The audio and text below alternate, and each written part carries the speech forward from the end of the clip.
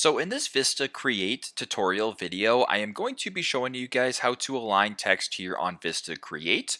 So once you have VistaCreate open up on your device, what I want you to do is to first off add some text into your design. So either go to the top left to where it says text and press on text to add some text, or you can go to the left hand side of your screen, press on text right here, then press on add text, and it does the exact same thing. So I'll make the text size a little bit larger so it's easier for you guys to see. Now, if you wanted to align the text, which as of right now, I do believe is aligned to the middle, if I'm not mistaken. But if you wanted to align it to the left or to the right, it's super straightforward. So right now it's aligned to the middle. So if you were to press on the text right here, then open up this top bar, go to where it says this option right here where it says align. And if you press on it once, it'll then make it so that it opens up this screen. Then you can align it to the left if you want. You can align it to the middle. You can align it to the right or justify the text right here. So super straightforward. This is how to align text here in VistaCreate. Thanks again for watching, and I hope this video helps.